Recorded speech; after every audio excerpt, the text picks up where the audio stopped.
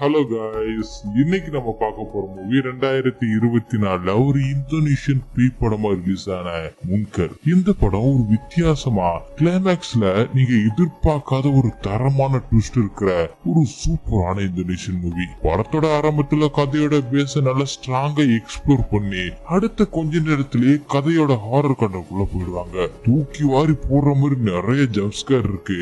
சில இடத்துல திக்கு திக்குன்னா படமே போகும். ஹாரர் ஃபேன்ஸ் மிஸ் பண்ணக்கூடாத ஒரு சூப்பரான ஹாரர் எக்ஸ்பீரியன்ஸ். அதனால மிஸ் பண்ணாம கிளைமேக்ஸ் வர பாருங்க. சீக்கிரமாவே இந்த படத்தோட கதைக்குள்ள போயிடலாம்.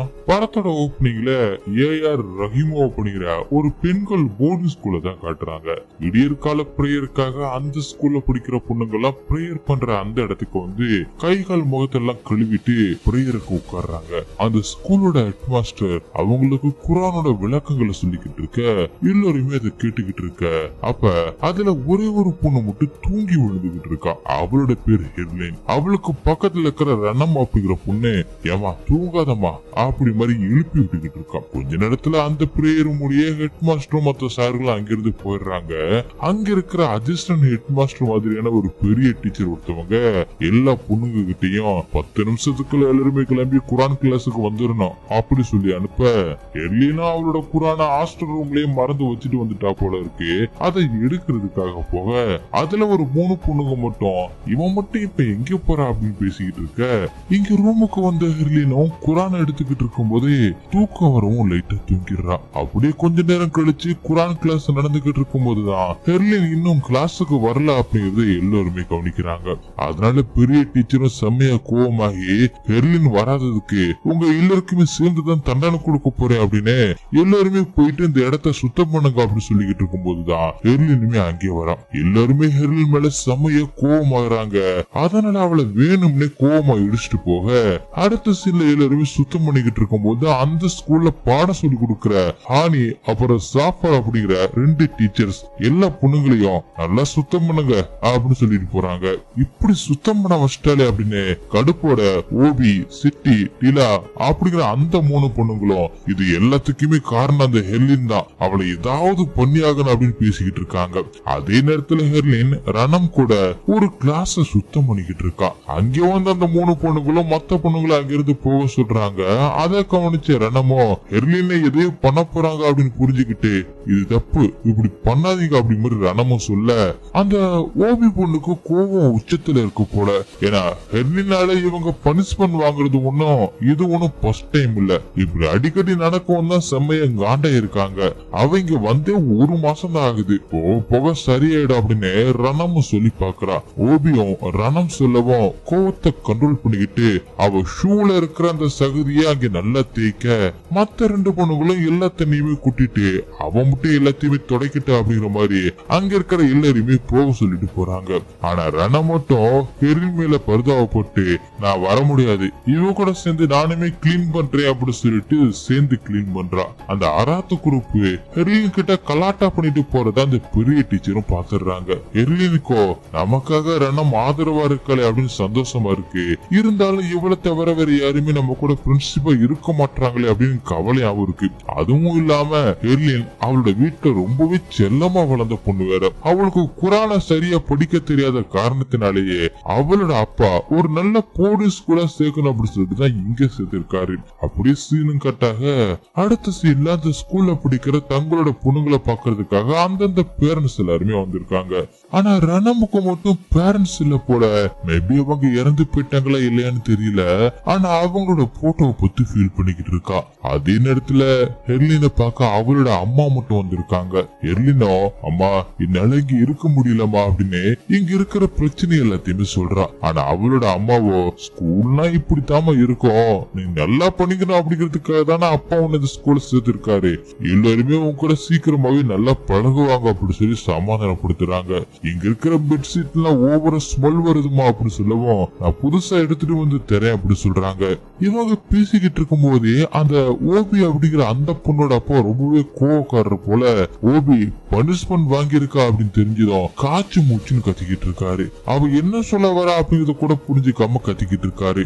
அத ஹெர்லினும் அவளோட அம்மாவும் பார்க்க ஓபியும் ஹெர்லின கோவமா பாக்குறா. அப்படி அடுத்த சில ஹெர்லினோட வீட்டுல அவங்க அம்மாவும் ஹெர்லினோட அப்பா கிட்ட ஹெர்லின் ஸ்கூல்ல நல்ல பொண்ணா சமத்தா இருக்காடுன்னு அளந்து விட்டுக்கிட்டு இருக்காங்க. அந்த ஹெர்லினோட அப்பாவோ கொஞ்சம் ஸ்ட்ரிக்ட் போல, அவளை பத்தி எனக்கு நல்லாவே தெரியும், அவ அங்கேயும் போயிட்டு உருப்படாம தான் இருப்பா, நீ ஒண்ணு அவளுக்கு வக்காலத்து வாங்காத, அவ அங்கேயே இருக்கட்டும் அப்படி சொல்லிடுறாரு. அவங்களும் பெட் சர்டிபிகேட் கொடுத்துட்டு வந்துடுறேன், நம்ம பொண்ணு கேட்டா அப்படி சொல்லவும் அவரும் ஓகே அப்படின்னு சொல்லிடுறாரு. அதே நேரத்துல இங்க ஹெர்லினோ கஷ்டப்பட்டு குரானை படிக்க ட்ரை பண்ணிக்கிட்டு இருக்கா. ரணமோ ஹெர்லினோட அவளோட ரூம்ல தான் தங்கி இருக்கா. ரணமோ பிரேயருக்கு கிளம்புறேன், நீயும் வரியா அப்படின்னு கூப்பிட, இவ்வளவு வரேன் அப்படி சொல்ல, சீக்கிரமா வா அப்படின்னு சொல்லிட்டு ரணமும் முன்னாடியே போறா. அடுத்து ஹெர்லினும் கிளம்புறதுக்காக அவளோட ஹிஜாப்ப தேய்க்க போற அந்த நேரத்துல அந்த ஆறாத்த குரூப் அங்கே வந்துருது. ஹெர்லினா இவங்க புள்ளி பண்ணத எப்படி பெரிய டீச்சர் கண்டுபிடிச்சு கண்டிச்சிருக்காங்க போல. அதனால கடுப்பான இந்த பொண்ணுங்க எங்களை பத்தி பெரிய டீச்சர் கிட்டயா போட்டு கொடுக்கற அப்படின்னு ஹெர்லின ரொம்பவே மோசமா பேச்சு டார்ச்சர் பண்ண ஆரம்பிக்கிறாங்க. ஒரு கட்டத்துல அவங்கள்ட்ட இருந்து தப்பிக்கிறோம்னு கீழே விழுந்ததுல அயன் பாக்ஸ் கையிலே சுற்றுது. தொடர்ந்து அவங்க டார்ச்சர் பண்ணிக்கிட்டே இருக்கவும் ஹெர்லினோ அவங்க கிட்ட இருந்து தப்பிக்க ட்ரை பண்றா. இவங்களை பின்னாடி போய் பிடிக்க ட்ரை பண்றாங்க. ஒரு வழியை தப்பிச்சு பிரேயர் பண்ற மசூதி கிட்ட போய்கிட்டு இருக்கிற ரணம கூப்பிட்டு கத்துறதுக்குள்ள அந்த பொண்ணுங்க வாயு புத்தி ஹெர்லினா அங்கிருந்து எடுத்துட்டு போய் இன்னொரு ரூம்ல தள்ளி அங்கேயுமே டார்ச்சர் பண்றாங்க. அந்த டார்ச்சர் தாங்க முடியாம ஹெர்லினோ தப்பிச்சு ஸ்கூலை விட்டு வெளியில ஓடி வர அந்த பொண்ணுங்களும் துறந்துகிட்டே பின்னாடி வர, ஆனா ஹெர்லின் ஓடி வரும்போது கால் தட்டி விட்டு ரோட்லயே விழுந்துடுறா. அந்த நேரம் பார்த்து அந்த பக்கமா ஒரு கார் வர, அந்த கார் ஹெர்லினை இடிக்க வர மாதிரி வர ஹெர்லினும் பயங்கரமா பயந்து கத்துறா. அப்படியே சீனும் கட்டாக அடுத்த சீன்ல ஹெர்லினோட அப்பா ரொம்பவே பதட்டமா ஒரு ஹாஸ்பிட்டலுக்கு வந்துகிட்டு இருக்காரு. அங்க ஹெர்லினோட ஸ்கூல் சார்ங்க எல்லாருமே உட்காந்துக்கிட்டு இருக்காங்க. அவங்க மேல செம்ம கோவத்துல இருக்கிற ஹெர்லினோட அப்பா அவங்கள கண்டுக்காம நேர தன்னோட பொண்ணை அட்மிட் பண்ணிருக்கிற அந்த ரூமுக்கு போறாரு. அங்க ஏற்கனவே ஹெர்லினோட அம்மா இருக்க, ஹெர்லினோ கார்ல அடிபட்டு சுயநினைவே இல்லாம படுத்த படுக்கையா இருக்கா. அப்பதான் ஹெர்லினோட அப்பா அவளோட கையில தீக்காயம் ஏற்பட்டு இருக்கத பாக்குறாரு. இது ஆக்சிடென்ட் ஏற்படல அப்படிங்கறத புரிஞ்சுக்கிட்டு கோமா வெளியில வந்து ஸ்கூல்ல சேர்ந்த சார்களை புடிச்சு கத்த ஆரம்பிக்கிறாரு. அந்த நேரத்துல என்னோட பொண்ணு மட்டும் எப்படி ரோட்டுக்கு வந்தா, அவளோட கையில வேற தீக்காயமா இருக்கு, அவளை கவனிக்காம நீங்க என்ன பண்ணிக்கிட்டு இருந்தீங்க, உங்க மேல எல்லாம் கம்ப்ளைண்ட் கொடுக்க போறேன், அவ நல்லா வருவா அப்படின்னு தானே அந்த போர்னிங் ஸ்கூல்ல சேர்த்தேன், இப்படி அடிபடுறதுக்கோ மத்த ஸ்டூடெண்ட்ஸ் எல்லாம் டார்ச்சர் அனுபவிக்கவா அனுப்புனேன், எல்லாருமே கிளம்புங்க, எங்களை தனியா விடுங்க அப்படின்னு பயங்கரமா கோவப்படுறாரு. அந்த ஸ்கூலோட ஹெட்மாஸ்டரும் ஹெர்லினோட அப்பா கிட்ட மன்னிப்பு கேட்டுட்டு மத்தவங்களை கூட்டிக்கிட்டு அங்கிருந்து கிளம்புறாரு. ஹெர்லினுக்கு இப்படி ஆனதுனால ஹெர்லினோட அப்பாவும் அம்மாவும் ரொம்பவே உடைஞ்சு போயிட்டாங்க. அடுத்து ஹெர்லினோட ஸ்கூல்ல அவளோட கிளாஸ் டீச்சர் பாடம் எல்லாம் எடுத்து முடிச்சுட்டு அங்கிருந்து போனதுக்கு அப்புறமா ரணம் கிட்ட வந்து ஓபி சிட்டி டீலாலாம் நாம வேணா டீச்சர் கிட்ட பெர்மிஷன் கேட்டுட்டு ஹாஸ்பிட்டல் இருக்க ஹெர்லின போய் பாத்துட்டு வருவோமா அப்படின்னு கேட்க, அவளோட அந்த நிலைமைக்கு இவங்கதான் காரணமா இருப்பாங்க அப்படின்னு ரணமுக்கு சந்தேகமா இருக்கும் போல. அதனால நீங்களே போய் பாத்துடுவாங்க அப்படின்னு சொல்லிடுறான். அடுத்த சீன்ல ஹாஸ்பிட்டல்ல இருக்கிற ஹெர்லினோட ஹார்ட் பீட்டை மானிட்டர் பண்ணிக்கிட்டு இருக்கிற அந்த மானிட்டர்ல பல்ஸ் டெட்டான மாதிரி காட்டிட்டு அப்படியே ஹெர்லினே காட்டிக்கிட்டு இருக்காங்க. அப்படியே ஒரு வாரம் கழிச்சு காட்டுறாங்க.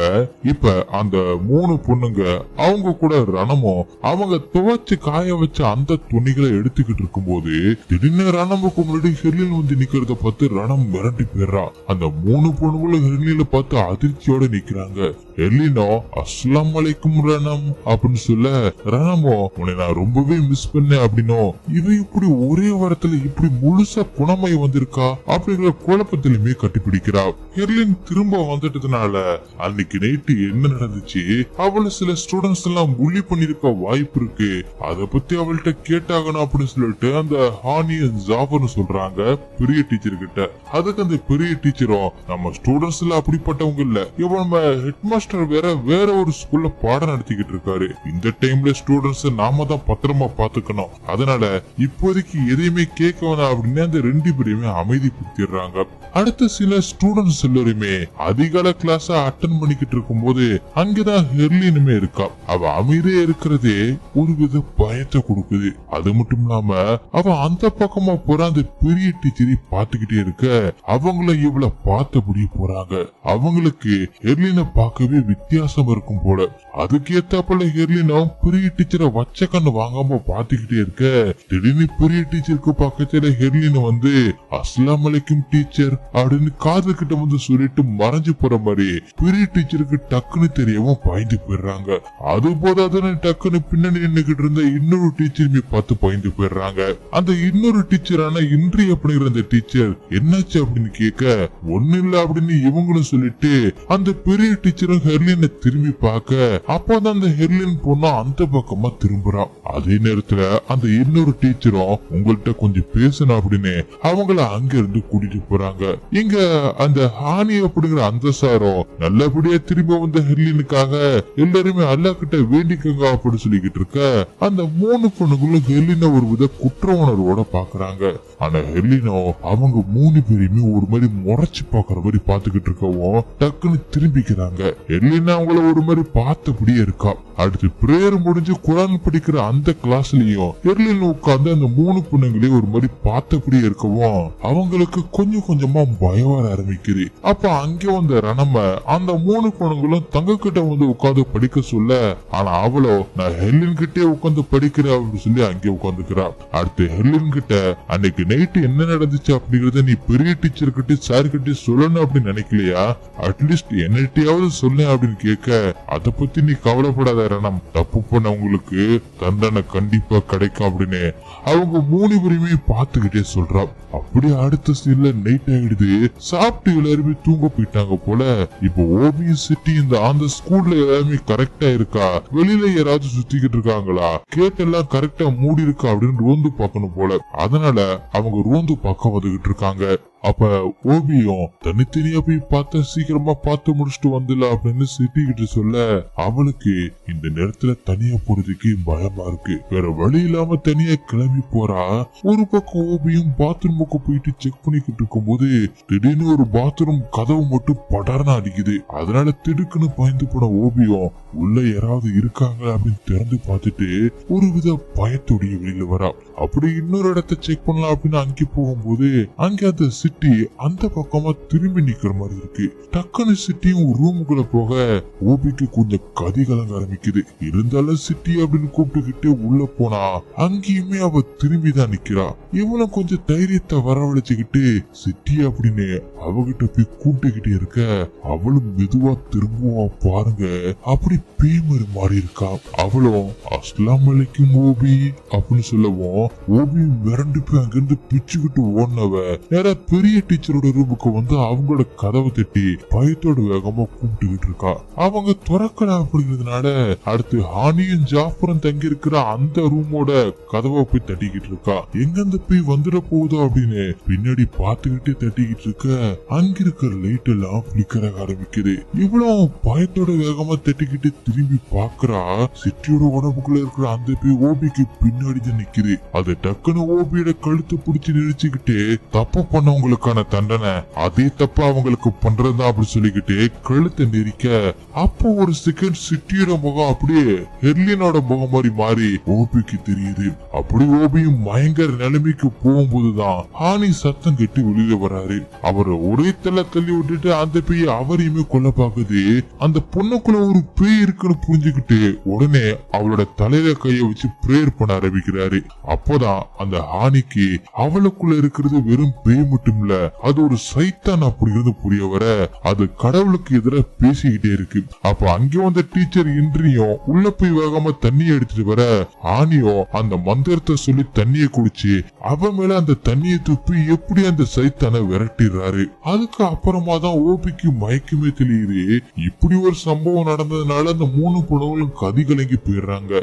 இப்ப சிட்டியின் டயர்ல தூங்கிக்கிட்டு இருக்க பயத்தோட இருக்கிற ஓபி கிட்ட டிலாவும் போய் பேசுறா. அதான் ஹானி அந்த சைத்தானை ஊட்டிட்டேர்ல அப்புறம் எதுக்கு இன்னும் பயப்படுற அப்படின்னு சொல்ல அப்ப ஓபியும் டிலா கிட்ட சிட்டிக்கு பேய் பிடிச்சிருந்தப்ப எனக்கு அவளோட முகம் தெரியல, அதுக்கு பதிலா ஹெர்லினோட முகம் தான் தெரிஞ்சிச்சு அப்படின்னு சொல்லவும் அதை கிட்ட தூக்கத்துல இருந்த சிட்டியும் பயத்தோட முழிச்சு பாக்குறா. இந்த விஷயத்த சிட்டியும் டிலாவும் ரணம் கிட்ட சொல்ல ஹெர்லினோட ஃபேஸ் எப்படி அவளுக்கு தெரிஞ்சிருக்கும் அப்படின்னு கேட்டுக்கிட்டு இருக்கும் போது அங்க வந்து அந்த இன்னொரு டீச்சர் சிட்டி எப்படி இருக்க அப்படின்னு கேட்டவங்க அடுத்து ஓபி இப்ப எப்படி இருக்கா அப்படின்னு கேக்குறாங்க. அப்பதான் காட்டுறாங்க ஓபி அவளோட ரூம்ல பைத்தியம் பிடிச்ச மாதிரி பயத்தோட உட்காந்துக்கிட்டு இருக்கா. இப்ப ரணம் டிலா சிட்டி இவங்க 3 பேருமே ஓபிய பார்க்க அங்க வராங்க. ஆனா ஓபிக்கு சிட்டியோட ஃபேஸ பார்த்தாலே ஹெர்லினோட ஃபேஸ் மாதிரி தெரியும். அவளை எங்க இருந்து போக சொல்லுங்க அப்படின்னு பயங்கரமா காத்த ஆரம்பிக்கிறா. அந்த சத்தம் கேட்ட அங்கே வந்து அந்த டீச்சர் இன்றியும் அதையும் இதையும் சொல்லி எப்படி ஓபிய சமாதானப்படுத்தி வா நம்ம 2 பேரும் பிரேயர் பண்ணலாம் அப்பதான் அவனோட பயம் குறையும் அப்படின்னு சொல்றாங்க. அப்படி சீனு கட்டாக அடுத்த செல்ல பிரேயர் பண்ற அந்த இடத்துல ரணமோ இப்ப குரானை பிடிச்சுக்கிட்டு இருக்கா. அங்கே வந்து ஹெர்லினோ ரணமோட சேர்ந்து இப்ப அந்த குரானை ரொம்பவே ஃப்ளூவண்டா சூப்பரா படிக்க ஆரம்பிக்கிறா. ஆனா அவ படிக்கும் போது ஏதோ சைத்தானே குரானை படிக்கிற மாதிரி குரல் கேட்கவும் ரணமும் பயமாக ஆரம்பிக்கிறா. இருந்தாலும் எதையுமே காட்டிக்காம படிக்க ஆரம்பிக்கிறா ரணம். அப்படி சீனும் கட்டாக அடுத்த சீன்ல ரணமும் ஹெர்லின் தங்கி இருக்கிற அந்த ரூம காட்டுறாங்க. நடு ராத்திரியில திடீர்னு ஹெர்லினும் கண்ணு முழிச்சு ரணம ஒரு மாதிரி பார்த்து சிரிச்சுக்கிட்டே இருக்கா. அடுத்த நாள் காலையில பிரேயர் பண்றதுக்காக எல்லாருமே பிரேயர் பண்ற அந்த இடத்துக்கு வந்து சேர்றாங்க. அங்க ரணமும் வந்து கைகால கழுவிக்கிட்டு இருக்க.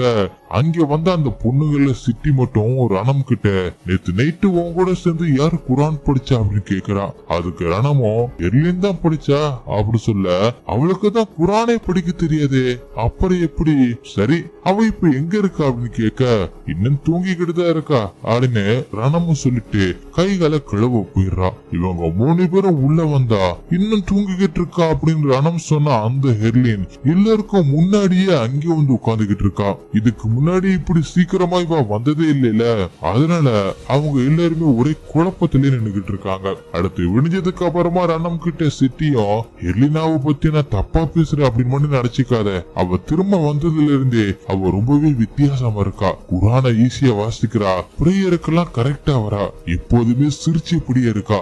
இதுக்கு முன்னாடி அவ அப்படி இருந்ததை நான் பார்த்ததே இல்ல, இது எல்லாமே உனக்கு வித்தியாசமா தோணலையே அப்படின்னு கேட்டுக்கிட்டு இருக்கும் போது அங்க நொண்டிக்கிட்டே வந்த ஹெர்லினோ அவங்க 2 பேரையுமே பார்த்து அஸ்லாம் அலைக்கும் அப்படின்னு சொல்லிட்டு அங்கிருந்து போறா.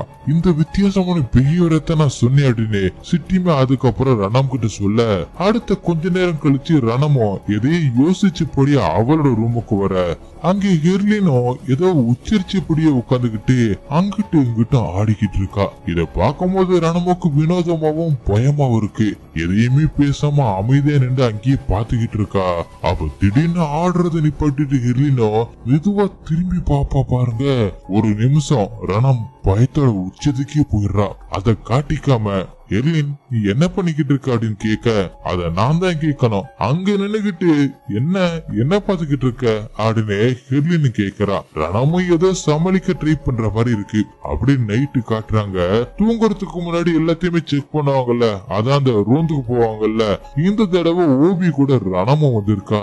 தான் கூட ரோந்துக்கு வந்ததுக்காக ரணமுக்கு ஓபியுமே தேங்க்ஸ் சொல்லிட்டு எனக்கு இப்பயுமே பயமா தான் இருக்கு, நான் இன்னும் தூங்குறதுக்கு முன்னாடி பண்ண வேண்டிய பிரேயரை பண்ணல, அதனால நான் பிரேயர் பண்றேன், எனக்கு துணையா நீ இரு அப்படி சொல்லிட்டு ஓபியும் பிரேயர் பண்ண ஆரம்பிக்கிறா. அவ பாருங்க அங்க வெயிட் பண்ணிக்கிட்டு இருந்த ரணமுக்கு முன்னாடி ஹெர்லின் அந்த பக்கமா நடந்து போற மாதிரி இருக்குவோம். இவ எதுக்காக இந்த பக்கமா போறா அப்படின்னு ஹெர்லின் ஆடின்னு கூட்டிக்கிட்டே ரணமு பின்னாடி போக ஆரம்பிக்கிறா. இப்ப ஓபி தனியா பிரேயர் பண்ணிக்கிட்டு இருக்கா. அப்ப திடீர்னு அங்க எரிஞ்சுக்கிட்டு இருந்த லைட் எல்லாம் பிளிக்கர் ஆகி கடைசியில ஆஃபே ஆயிடுது. இப்ப ஹெர்லினா ஃபாலோ பண்ணிக்கிட்டே வந்த ரணமோ ஒரு இடத்துல ஹெர்லின் நிக்கிறத பார்த்துட்டு அவளை கூப்பிட்டுக்கிட்டே கிட்ட போக அதே நேரத்துல இங்க பிரேயர் பண்ணிக்கிட்டு இருக்கிற அந்த ஓபி கூடயே யாரோ பிரேயர் பண்றபடியான சத்தமும் கேக்குது. ஓபியும் சவத்தை பார்த்துதான் குனிஞ்சு பிரேயர் பண்றா. ஆனா எந்திரிக்கும் போது வாசல் பக்கமா எந்திரிக்கிறா. ஒருவித குழப்பத்தோடய மறுபடியும் பண்றா. அப்படியேதான் நடக்குது. இப்படி திரும்ப நடக்கவும் பயத்தோட உச்சதிக்கு போயிடுறா. அதே நேரத்துல ஹெர்லினை தேடி வந்த ரணமோ ஒரு முட்டு சந்தில போய் மாட்டிக்கிறா. அங்க யாருமே இல்ல. இங்க பயத்துல ஓபியும் மறுபடியும் அல்லாஹ்வை நோக்கி பிரேயர் பண்ண ஆரம்பிக்க அதே குரல் ஓபி மாதிரியே பிரேயர் பண்ண ஆரம்பிக்குது. அதனால மிரண்டு போய் சுத்தி முத்தியும் பாத்துக்கிட்டு இருந்த ஓபிய டக்குன்னு ஹெர்லின் பேய் முகத்தோட அப்படி ஓபிய பயமுறுத்துறா. ஓபிய அங்கே கத்துற அந்த சத்தம் ரணமுக்கு கேட்கவும் ரணமும் பதறிப்பி வேகமா பிரேயர் பண்ற அந்த இடத்துக்கு ஓட அங்க ஓபியும் குனிஞ்சு பிரேயர் பண்ண பிடிக்கிருக்கா. அவகிட்ட இருந்து எந்த ஒரு ரியாக்ஷன் இல்லாம இருக்கவோ இவ்வளவு மெதுவா பயத்தோட கிட்ட போய் ஓபியத்தோட ஓபியோ ரொம்பவே கொடூரமான முறையில முகமெல்லாம் கருப்பாய் அப்படியே செத்து போயிருக்கா. ஓபி கொடூரமான முறையில இறந்து போயிருக்கத பார்த்த ரணமோ அதிர்ச்சியில உறைஞ்சு போயிடுறா. இந்த விஷயம் ஸ்கூல்ல இருக்கிற எல்லாருக்குமே தெரிய வர ஸ்கூலே கவலையில உறைஞ்சு போகுது. அடுத்து அந்த ஸ்கூலோட டீச்சரும் சோகத்தோட ஓபியோட உடம்ப கழுவிக்கிட்டு இருக்க அவளோட ஃப்ரெண்ட்ஸ் எல்லாருமே அழுதுகிட்டே இதை பாத்துக்கிட்டு இருக்காங்க. ஓபி இறந்து போனதை அவங்களால தாங்கிக்கவே முடியல. அடுத்து ஓபியோட ஆத்மா சாந்தி அடைய எல்லாருமே பிரேயர் பண்ணிக்கிட்டு இருக்காங்க. ஆனா ஹெர்லின் மட்டும் ஓபியோட உடம்ப ஒரு மாதிரி பார்த்து சிரிச்சுக்கிட்டே பிரேயர் பண்ணிக்கிட்டு இருக்கா. இப்படி ஒரு சம்பவம் நடந்ததுனால அந்த ஸ்கூல்ல இருக்கிற எல்லா ஸ்டூடெண்ட்ஸ் எல்லாரையுமே வேற ஏதாவது அசம்பாவிதம் நடந்துடக்கூடாது அப்படின்னு அவங்க வீட்டுக்கு அனுப்பிக்கிட்டு இருக்காங்க போல. அவங்களோட ஃப்ரெண்ட்ஸ சிட்டியின் டிலாவும் அனுப்பி வச்சுக்கிட்டு இருக்கும் போது தூரத்துல ரணமோ அதை நின்னு பாத்துக்கிட்டு இருக்கா. அங்க ஹெர்லின் வர ரணமோ அவகிட்ட நேத்து நைட்டு நீ எங்க இருந்த அப்படின்னு கேக்குறா. நேத்து நைட்டு நான் ரூம்ல தானே இருந்தேன் அப்படின்னு அவ உறுதியா சொல்லவும் அப்ப நேத்து நைட்டு நான் பார்த்தது யாரு அப்படின்னு ரணமும் குழம்பி போயிடுறா. அப்ப இங்க சிட்டியின் டிலா வரவும் ஹெர்லின் அங்கிருந்து போயிடுறா. இப்ப சிட்டிய ரணம் கிட்ட ஓபி இப்ப நம்ம கூட இல்ல, அதனால நீ பழையபடிக்கு எங்க ரூமுட்டா வரியா அப்படின்னு கேட்க அவன் யோசிச்சு பார்த்துட்டே அதுக்கு ஒத்துக்கிறா.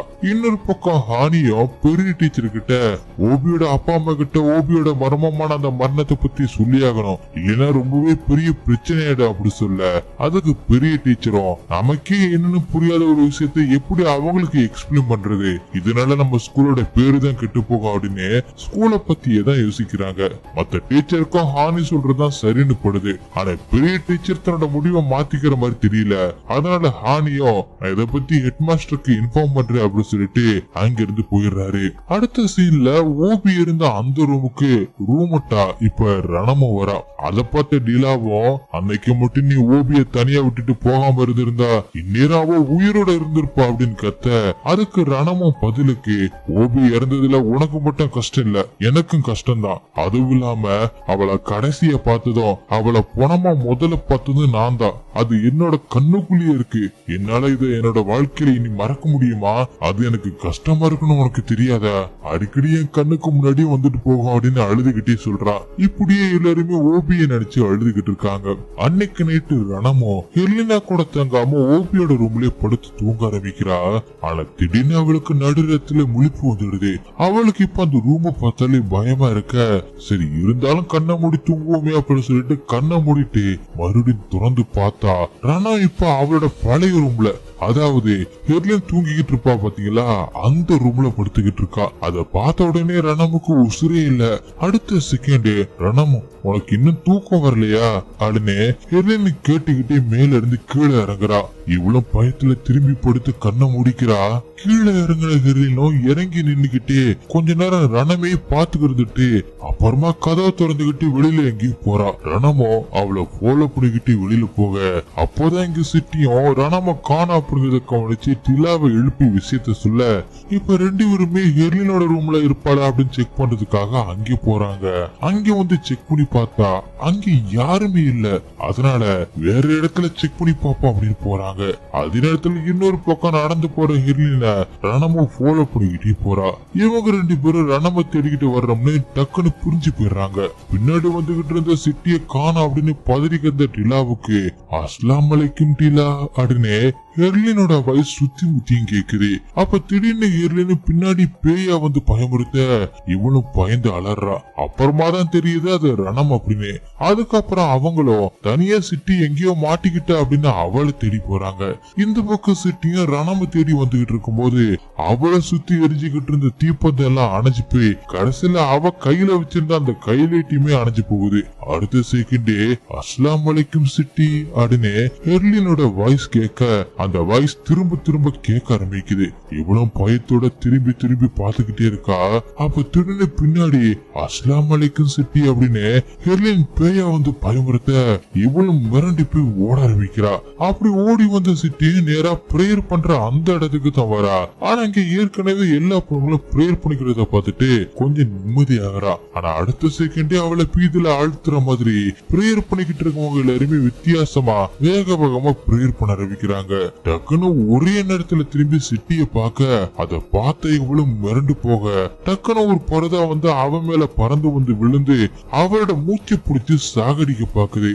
அப்ப எப்படியே ரணமும் வந்து அவளை காப்பாத்த சிட்டியும் இப்ப டிலா எங்க போனா அப்படின்னு கவலைப்படுறா. நான் தான் ஹானி சாரை கூப்பிடுறதுக்காக அனுப்பியிருக்கேன் அப்படின்னு ரணமும் சொல்ல இப்ப ரெண்டு பேருமே வேக வேகமா அவளை தேடி போறாங்க. ஏன்னா இப்ப அவ தனியா மாடிக்கிட்டால, அதனால இப்ப ஹானியை தேடி வந்த டிலாவும் அவரோட ரொம்ப பல முறை தட்டி பாக்குறா. ஆனா கொஞ்ச நேரத்துல கதவு தானா துறக்க ஆரம்பிக்குது. அங்க ஹானி தூங்கிக்கிட்டு இருக்க மாதிரி இருக்க இவளும் சார் சார் அப்படின்னு நடந்ததை சொல்லி எழுப்ப பாக்குறா. ஆனா அவர் எழுந்திருக்கிற மாதிரி தெரியல. அதனால இவளும் கிட்ட போய் எழுப்பலாம் அப்படின்னு போய் ட்ரை பண்ணும் போதுதான் அவளுக்கு பின்னாடி ஹெர்லின் பேய நிக்கிற மாதிரி நமக்கு தெரியுது. இவளும் யாரோ பின்னாடி நின்ற மாதிரி இருந்துச்சு அப்படின்னு திரும்பி பார்த்துட்டு பழையபடிக்கு திரும்பி பார்த்தா அங்கே படுத்திருந்த ஹானிய காணோம். அப்புறம் சொல்லவா வேணும், இலாவும் பயத்தோட உச்சத்துக்கே போய் வெளியில போலாம் அப்படின்னு பாக்குறா. அடுத்த செகண்டே கதவை சாத்திக்க இவ்வளோ என்னை காப்பாத்துங்க அப்படின்னு கதவை தட்டி கத்த ஆரம்பிக்கிறா. அப்ப பின்னாடி இருந்து அஸ்லாம் அலைக்கும் டிலா அப்படின்னு சொல்லிக்கிட்டு ஒரு வாய்ஸ் கேக்குது. திடீர்னு முன்னாடி இருக்கிற அந்த கதவை பயங்கரமா யாரும் தட்டுற மாதிரி இருக்கவும் இவளும் பயந்து போய் பின்னாடி போறா. டக்குனு பின்னாடி இருந்த அந்த போய் வந்து அவளை பிடிக்க அவ கத்துற அந்த சத்தம் கேட்டு இங்க பெரிய டீச்சர் முழிச்சுக்கிறாங்க. ஏதோ பிரச்சனை அப்படிங்கிறத புரிஞ்சுக்கிட்டு பெரிய டீச்சர் இன்றைய எழுப்பி என்ன சத்தம் அப்படிங்கிறத பார்க்க போறாங்க. அதே நேரத்துல இங்க ஹானியோட ரூமுக்கு வந்த ரணமும் சிட்டியும் டிலாவை காப்பாத்துறதுக்குள்ள இவங்க கண்ணுக்கு முன்னாடி ஹெர்லினோட போய் டிலாவை தூக்கிட்டு போயிடுது. அதனால அவங்களும் டிலாவை கத்தி கூப்பிட்டு தேடி பார்த்துக்கிட்டு இருக்காங்க.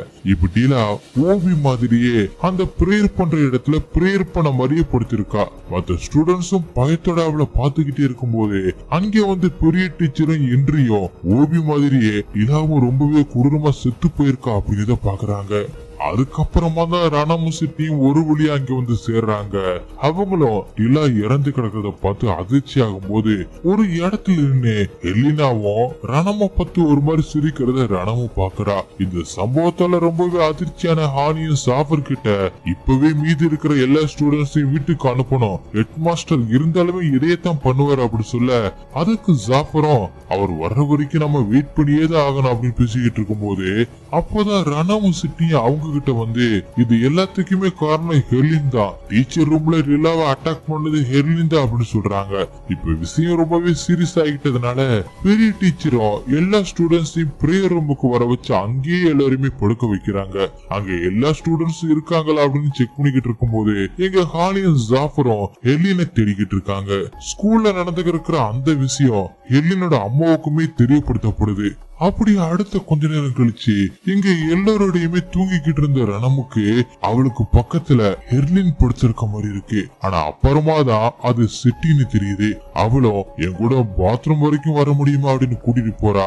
ஆனா அந்த பாத்ரூம்ல தான் அந்த பேயே இருக்கு. எவ்வளவு கதவை மூடின கொஞ்ச நேரத்திலேயே இன்னொரு பாத்ரூம் கதவை யாரோ திறக்கிற மாதிரி இருக்குமோ, ரணம் அது நீயா அப்படின்னு கேக்குற சிட்டி. ஆனா ரணமோ பாத்ரூமுக்கு வெளியில தான் நிக்கிறா. அடுத்த கொஞ்ச நேரத்திலேயே அவளை கிராஸ் பண்ணி சிட்டி போற மாதிரி அவளுக்கு தெரிய சிட்டி எங்க போற அப்படின்னு கூப்பிட்டுக்கிட்டு ரணமும் பின்னாடியே போக ஆரம்பிக்கிறா. திடீர்னு ஒரு இடத்துல சிட்டியுமே அந்த பக்கமா திரும்பி நிக்க இவளும் சிட்டி இங்க இருக்கு வந்திருக்கா அப்படின்னு கூப்பிட்டுக்கிட்டு போய் தொட போக அப்பதான் சிட்டியும் ரணம் அப்படின்னு பின்னாடி இருந்து அவளை கூப்பிடுறா.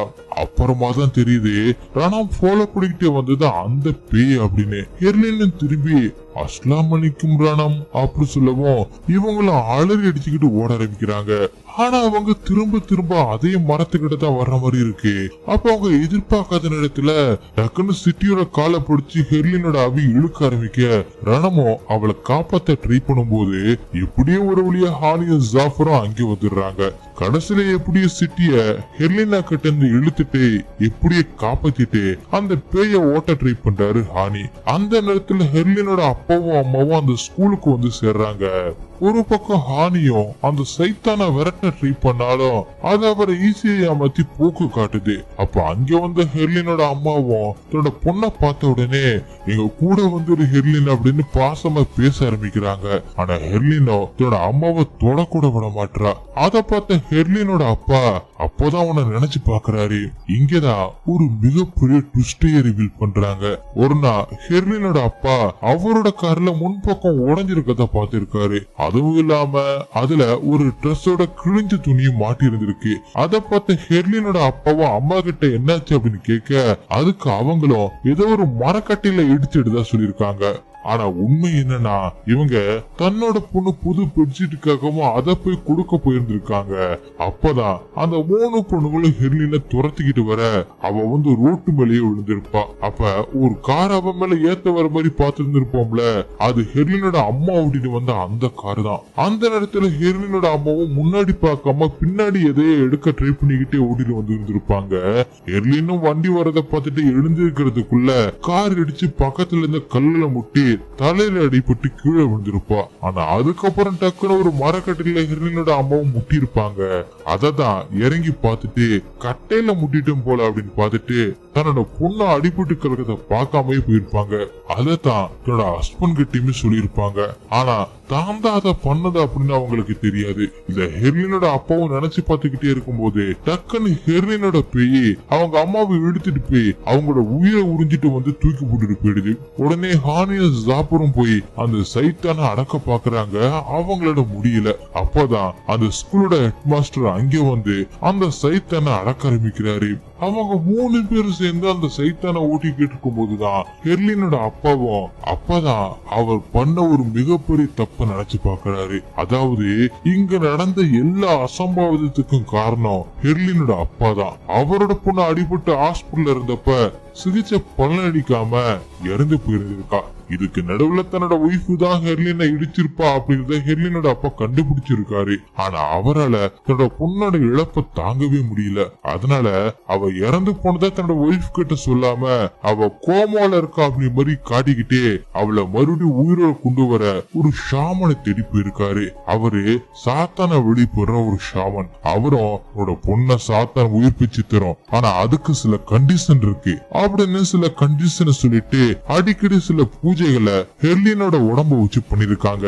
பொண்ணுங்க அப்படின்னு ஒய்ஃப் கேட்டா அவளை சீக்கிரமா சரி பண்றதுக்கு வேற ஒரு வைத்திய முறையை ட்ரை பண்ணிக்கிட்டு இருக்கா அப்படின்னு சமாளிச்சுக்கிட்டு இருந்திருக்காரு. ஒரு கட்டத்துல அந்த ஷாமன் ஒரு சைத்தான தான் ஹெர்லினோட அப்பா கேட்டுக்கிட்டபடி அவளை உயிரோட கொண்டு வர்றதுக்கும் அவளை கொண்டவங்களை கொல்றதுக்கும் ஹெர்லினோட தலையில ஹெர்லினோட அப்பாவை வச்சு ஆணியை அடிச்சு பூஜையை முடிச்ச உடனே ஹெர்லின் உயிரோட வந்திருக்கா.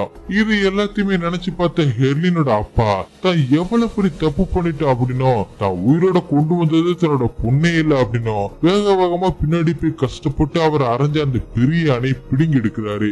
உடனே சைத்தான் அங்கிருந்து போயிடுது. ஹெர்லினோட இறந்த உடம்ப மட்டும் கட்டி பிடிச்சு இப்ப ஹெர்லினோட அப்பாவும் அழ ஆரம்பிக்கிறாரு. அதுக்கப்புறம் பார்த்தா எல்லாருமே அங்க வந்து சேர்றாங்க. கடைசியில ஹெர்லினோட அப்பாவும் அவரோட ஒய்ஃபையும் அப்புறம் அவரோட பொண்ணோட பாடியை எடுத்துட்டு அவரோட சொந்த ஊர்லயே போய் அடக்கம் பண்றாரு. வீட்டுக்கு போயிருந்த மத்த ஸ்டூடெண்ட்ஸ் எல்லாருமே திரும்ப வர்ற மாதிரியும் காட்டுறாங்க. அதுக்கப்புறம் ரணமும் ஹெர்லினோட சமாதியை பார்த்து ஃபீல் பண்ற மாதிரி காட்டுறாங்க. அப்படியே சீனும் கட்டாக அடுத்த சீன்ல ஹெர்லினோட அப்பா சோகத்தோட வீட்டுல உட்காந்துக்கிட்டு இருக்கும் போது யாரோ அவங்க வீட்டோட கதவை தட்டுறாங்க. இவருமே போய் திறந்து பாக்குறாரு. பார்த்தா அந்த ஷாமன் தான் கையில அந்த பெரிய ஆணியை வச்சுக்கிட்டு வேலை முடியறதுக்கு முன்னாடி இதை பிடுங்க கூடாது அப்படி சொன்னல அப்படின்னு சொல்லிக்கிட்டு அதை கீழே போட ஹெர்லினோட அப்பாவும் அதையும் பார்த்துக்கிட்டு இருக்கும் போது அங்க வந்திருக்கிறதே ஹெர்லினோட உருவத்துல இருக்கிற அந்த சைத்தான் தான் அப்படின்னு தெரிஞ்சு இவரும் பயப்பட ஆரம்பிக்கிறாரு. அப்படியே கட் பண்றாங்க. ஹெர்லினோட அப்பா சாத்தானோட போட்ட அந்த ஒப்பந்தத்தை மீறிட்டாரு அப்படி மாதிரி காட்டி அப்படியே இந்த படத்தை முடிச்சிருக்காங்க. ஓகே கைஸ், இந்த படம் உங்களுக்கு எந்த அளவுக்கு பிடிச்சிருந்துச்சு அப்படிங்கறத கமெண்ட்ல சொல்லுங்க. உங்களுக்கு இந்த வீடியோ பிடிச்சிருந்துச்சுன்னா உடனே ஒரு லைக்கை தட்டி விட்டுட்டு உங்க ஃப்ரெண்ட்ஸுக்குமே ஷேர் பண்ணுங்க. அப்படி நம்ம சேனலை சப்ஸ்கிரைப் பண்ண மறந்துடாதீங்க. நெக்ஸ்ட் வீடியோல மீட் பண்ணலாம். Bye guys.